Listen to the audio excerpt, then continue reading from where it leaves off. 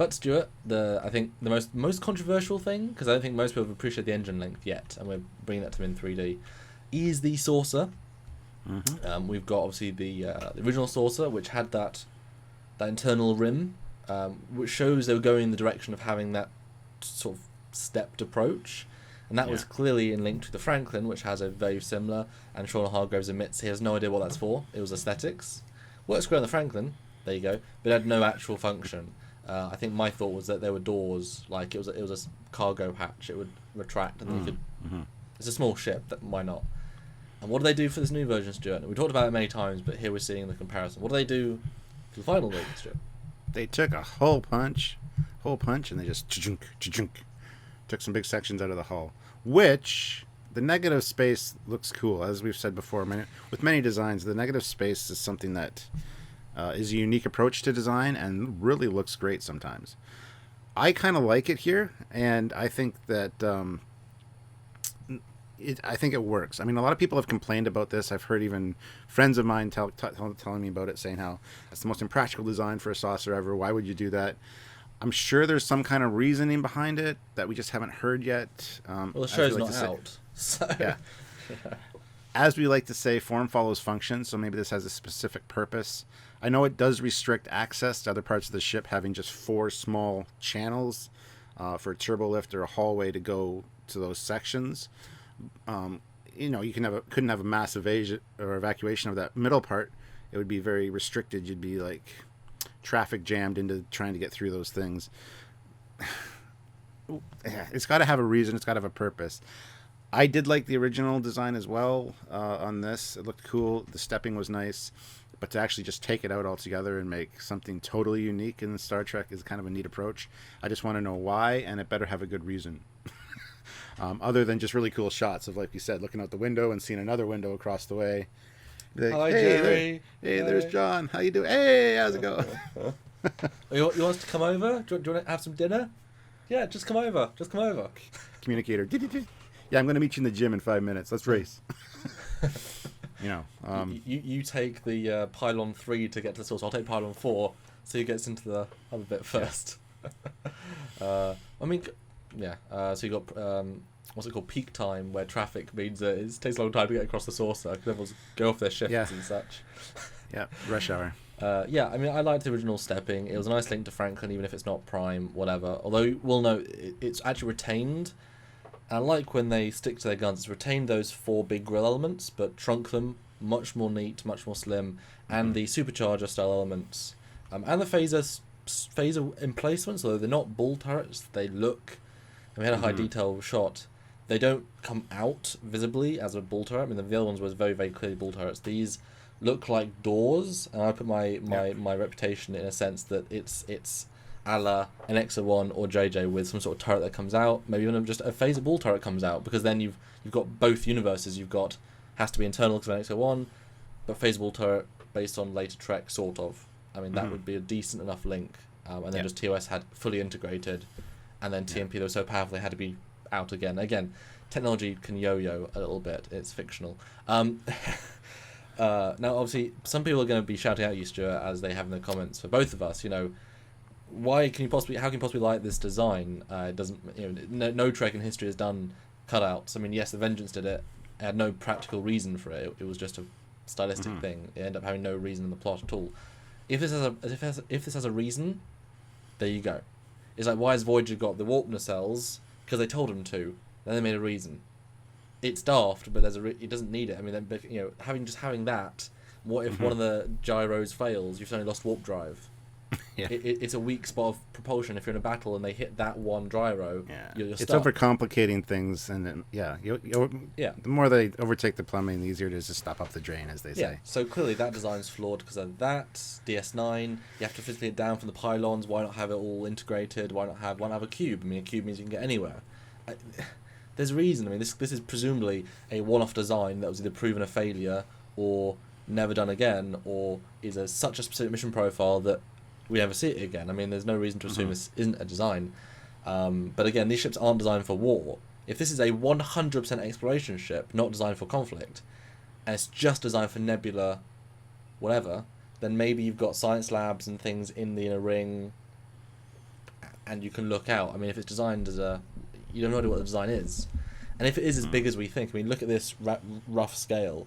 Each of those pylons is probably the size of a bridge. So you've got 2 or 3 lanes of traffic. I mean, it's not like a single corridor. Oh yeah, absolutely. I mean, if it's 2-ish decks, maybe. I mean, it scale's tricky, but it's not like a confined space. It's probably at least a full corridor, if not a 3 corridor.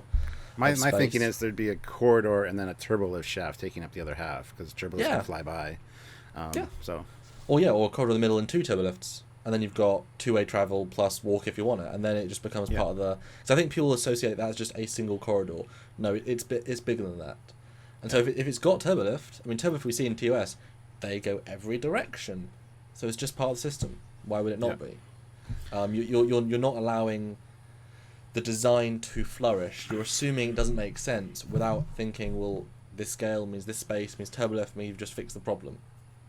And you've got side-to-side beaming. It's not overly used, but not then. That was very dangerous then. So very dangerous, but obviously if you're evacuating, I mean, it's like very dangerous is relative. And just 2 other things I want to shout out about this that I change-wise that I don't really do, and I don't like one of them. The removal of the windows on the spine. The original one had the windows, which I actually really liked. I thought that was a cool idea. They're gone now on the new spine. And that's a shame. They should still have at least a row or 2 of windows there, in my opinion. But then again, it depends on what its function is. So, yes, they removed that, but they added a docking port. They did add a docking port. Yep, right behind the bridge. I think that's telling us something, that it comes out of that, and that's all like a functional gyro system with clamps and things. Like that's just a fully functional area. And then it either drops or whatever. So take out the windows. I kind of like how they refined it. It's bulkier, it's thicker, it's more integrated. And again, Barry did a great job adding the details. I pushed him. Although weird that the bridge has those like supports. I mean, it's a very dimensional bridge as opposed to just this nice little. It looks like a Klingon bridge design from the outside. Certainly closer, yeah. But let's go on to the aft view. Minimally talked about. It's actually not very different. The original Prime Alpha version, had a big shuttle bay, which we loved because it's, functionally speaking, a huge shuttle bay, do a lot with. 4 impulse engines each side, very similar to the NX-01, and they're blue. This has now been changed to the new style, which has 5 either side, and they're red, which is kind of like, because in some TOS shots they're red, some they're blue. Yep. In later shows they can also be red, I think, as well. Obviously TNG and such, so I guess we sort of link it to that. Obviously JJ Verse had orange. So what do you think about and you can see the real slimming down, and again, it's a fan model, but the guys tried very hard to make this as accurate as possible, and we had some pretty good reference of all these things. So what do you think of this aft view and the new engines? The new impulse engines, I never really noticed the difference till you just pointed this out. I do like the shapes that they've used there. I think that looks really, really fantastic. To make more of them doesn't really change it much for me. I do like the fact that they're red, although I did think the blue looked really good as well, because there's really no other blue. There's no blue on the nacelles on this new one, so blue needs to be somewhere other than the deflector. We see the only time we see it in the trailer, it's about to go to warp. So maybe they change color to standby mode when they're about to go to warp. Maybe, yeah. Because TOS and NX-01 have blue. It should be blue. There's no reason for it not to be blue, and to, like I say, give the color differentiation. Yeah. Other than that, the detailing on the shuttle bay almost seems less good on this new one. But if that's a huge shuttle bay door, that speaks a lot for what that secondary hull is designed for. And on the new one, the addition of the little control room above the shuttle deck that coordinates traffic and things and looks out over the where the shuttles are coming in and leaving from. I think that's a great addition as well. The original one didn't have that. At least we didn't see it in detail because we didn't see it very much. So, the neck looks weaker on the new one. I much prefer the much more thicker and sturdier neck of the original back view. I thought that was really fantastic looking. This one looks, I'm sure it's as functional and all that, but it just doesn't look as big and bulky to me, and I kind of like that on the older design. Again, if it's an older ship, Cage era, and I'm comparing it to like TOS, which I shouldn't be. It should be a little bit bulkier and older looking. This new one seems a little more advanced. So those are my thoughts on the back view here. The whole thing kind of does. Yeah, I mean, I love that it's a huge shuttle bay. If you go to the top scale, the relative proportion, the way they've stretched it out, you can see, I think, a more natural, huge shuttle bay space, more like the JJ, but this actually works better because it's a big space, and then dedicated pylons. Whereas the other ship, the Alpha, it's also close together to justify how the power feeds would combine and stuff. It's harder, but I like the way it feels for this one, and I'm excited to see, honestly, it fly, open the bay doors, and it can launch a plethora of ships. And if the scaling is what we're implying here with the window size, I mean, you're looking at a very, very large shuttle bay. Maybe not that thick, but certainly 2 floors at a minimum. And I think we said very early on, I think we said with the original Macquarie design, which we did an episode for, it'd be a beautiful transport or, Carrier or colonizing ship. That's, I mean, the fact that they've got so much secondary hull bulk is perfect, and we do need those in the fleet, so this is nice if that's a big thing. And visually, you can do a lot with the shuttle bay, and it also links to the Gene's idea of having to use, as well, shuttles to get from, well, I guess the NX-01 more than anything, having to use the shuttles to get from places. We have no idea how trusted transporters are. Maybe the Cage and such, maybe that was the first fully reliable transporter. There's such a gap of tech, we don't know where the stamp of approval came from tech to be trusted. But then let's look at some direct comparison shots, Stuart, which we teased the top view, and again you can see a very distinct, the style of the ship has changed from short, stubby, big shapes to long, thin, and I think better proportioned overall. The only thing I have to say about the top view, I don't like the length of the engines. Well, yes. As they're so long that they seem to almost taper in at the back. It's an optical illusion maybe, but I hate it. I'd cut them off. Off. Well, then, Stuart, you won't like this next picture. The side view. Yeah.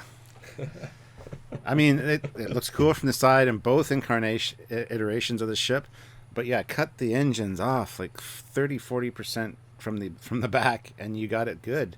You still got a good length, but it's not too long and weak looking. And again, this is where the Discovery Alpha, the first one, really shines for me. I love that profile. That looks beautiful. The new one looks great too, but just it's a little bit too long. Well, also it's so flat. I mean, this is a conceptual side view from the first version. So when you build every other angle in 3D, you can show the ship in a different perspective that you didn't get to see officially. But that side view of the original Discovery has so much depth, has so many curves. Even if they're bulky curves, it has something. The new version, and I was blown away when we started seeing it in 3D. It's like, it literally is just this. I mean, the NX-01 is also super flat, but it's so boring from the side. It has nothing to recommend it from the side. That said, I love the way that the neck integrates and the thinness. It works and doesn't work. I wish they'd kept that more curvy bottom part.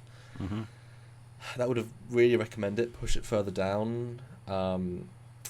It's very strange perspective. We haven't seen it in an official material yet. That's why this is a great way of showing it to the fans. It's like, this is what it would look like if you put all those views together. But Stuart, 2 views, it looks very similar. The front view, actually pretty damn close. Sort of. And again, throw the scaling out the window. It's just we lined up the sources together. What do you think? This is a neat view. Very kind of uncharacteristically bulky and square for a Federation ship. It doesn't have the curves that we're used to, especially like from the front. Because you see the Constitution class, it's just round, and then the round with the nacelles. Yeah. This is very much block. Like, looks like it's made out of Lego. But I think it looks fantastic. And again, this view kind of makes it seem like, I hate to say this because I was not a person that perpetuated this, but it looks almost more Klingon in its design from the front. He said it. Yes. And again, I think the alpha version actually looks a little bit better with that bulkier secondary hull, bringing it down. It takes away that Klingon-esque look. This one's more, I don't know. I love them both. They both look great from the front, but I think I prefer the Alpha again to this one. So there you go. I think hopefully they'll explain the saucer, and they possibly explain the engines with the one line we have about the Discovery in the entire trailer. We're working on a new way to fly. Mm-hmm. You can always, and we've said this how many hundreds of times, it can be a prototype. I think it's a bit of a cop out because it's too simple an explanation, too much of a cheat. It's a prototype, okay, but that could be why the engines are so huge. They're trying to push that warp 7 barrier, be that first ship that can. Well, guess what? We need 3 stacks more of of warp coils. But the fact is, you see them so much further out. Is again they've stretched things. They've gone into 3D modeling tool and they've gone and that's kind of, they've reproportioned everything, and it's very odd to see it. But that bottom is way too flat, way too. Again, it's too flat of a ship. The NX1 kind of worked because it was a single plane of, you get it. Here's the saucer, and everything else attached to the saucer. There's nothing else in the design. As soon as you have the secondary hull, it becomes actually quite 3D. This is it's ridiculously flat. And if you watched, I think we've either have released or just about to release an animation of the Discovery and the Constitution class, and you can see the difference in the 3D feel of a ship that has that pretty much perfectly proportioned shapes versus a very flat ship. But I do think I like these engines better. I kind of like the idea of these much smaller. It gives it more unique feel. But if we go to the back view, again, similar sort of feel. One more thing to point out, go back to the front view again. They've now lit those grills next to the deflector, which was always there in the original version, maybe just not turned on. What do you think about having those being lit as another element? Well, it's cool. It ties in a blue color, like I said, that it kind of needs. Although it's all at the front. He's got the deflector as purple, but we'll see. I kind of like the blue look. I'm glad they didn't add it to the engines, though, because it's not the right time period for that. Unless you believe that the TOS one had them on the inner grills that were supposed to light up blue, very much like the refit did. But yeah, I like those lit up personally. I think it looks really neat. I would love an explanation for what those are. Secondary deflector grills, modules, a radiation shield, dedicated radiation shield, improved long range scanners, something. Yeah, give us a reason and we'll eat up probably. But yeah, like I said, the back view again, very similar. It's just shorter, thinner. This is a bit hard because it's, again, quite conceptual. We don't really see these views in the trailer per se. But yeah, they certainly taper, much thinner. Yeah, it's ugly. The back view I don't like. It's too boxy, it's too square on both versions. Again, here I do prefer the alpha version a little bit better. But yeah, I'm not a huge fan of this at all. That neck looks like, first of all, like it's a 90-degree angle. It doesn't look like it curves up nicely. But I don't know, which one do you prefer? Do you prefer the newer one or the older one here?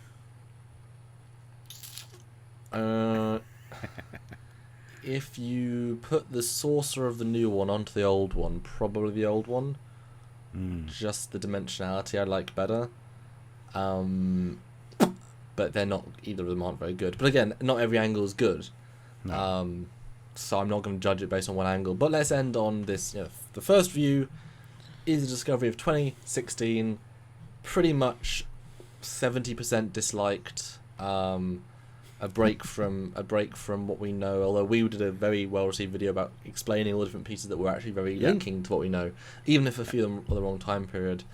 And then boom, here we have 2017, a superb model by Barry Chapman, Matt Wilson, and me with the animation and rendering work, because I'm in there too. It's a wonderful team we've got here now. And I think, as I said at the very start, it has its own feel.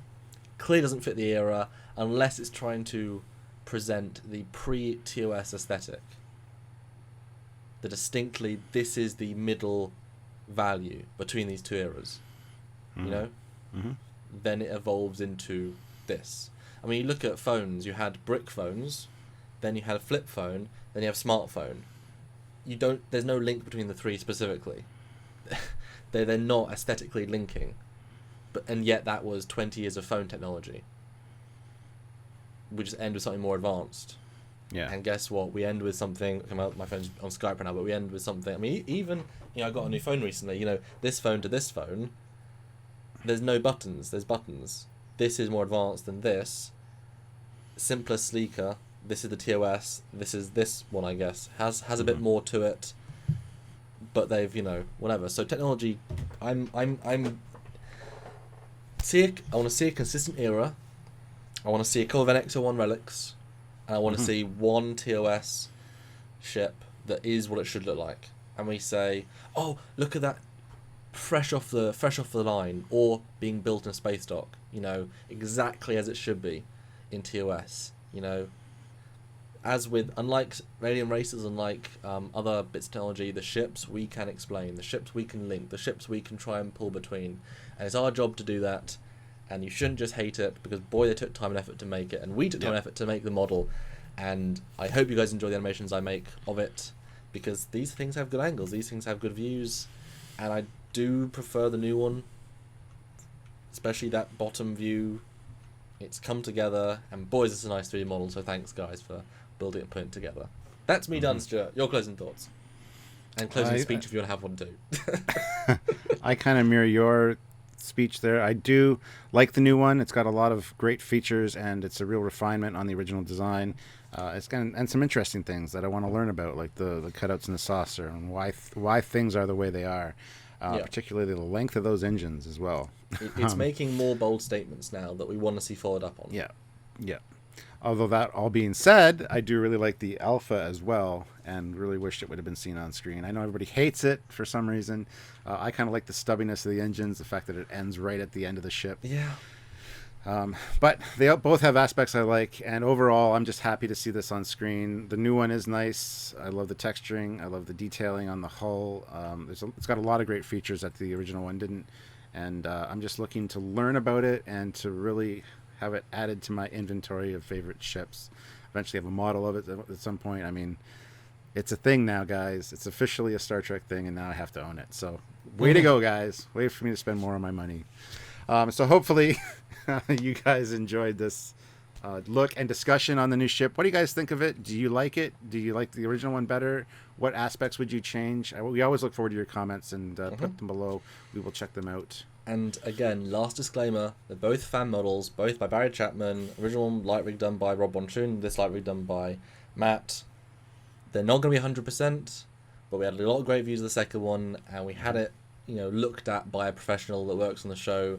So I would say 90% at a ballpark close. I would say probably a little bit better than that. They put a lot of time into this, but subtle things will be different. So don't take this as law, but you get a certainly sense for the artistic differences in the vibe, which is what we're going for here. So yeah, that's my absolutely. So if you like this video, please click the like button, guys. That helps us out all the time. And if the subscribe button is red, you've made a huge mistake, because you have not yet subscribed to Trekyards. So click that red subscribe button, and you'll get notified of all the great content we put out. We put almost daily content, and we put a lot of time and effort and thought into it, and hopefully you guys really appreciate it. And there's a great way to show your appreciation if you want to keep our show around for a long time to talk about these kind of things, because there's lots of discovery coming out, lots of new ships. Yes. How can they help us out, Samuel? Well, obviously share in a way you think people would enjoy it, but also support us on Patreon, which is a monthly donation service. You give a little bit each and every month, and if enough of you support us, it makes a huge difference. We can pay the bills, we can pay for the lights, we can fund trips, save for new equipment, all within our own budget. You're giving us a budget, and also to be able to do this full time, at least me anyway. Or a one-time donation at trekyards.com. It's like a tip, it's like a thank you. You think we did such a great job, give us a little bit of a thank you. We really appreciate it, because we rely on what you guys can give. It's important. That's right. So anyway, guys, until our next look at something Discovery, or just Trek in general, we look forward to seeing... Yeah, we'll be here working away, and we look forward to seeing you show up, watch, and appreciate and enjoy what we do. So until then, I'm Captain Foley. And I am Commander Coggins. And you and I, are Team Trekyards. And we'll see you guys in the future. Bye. Bye, guys.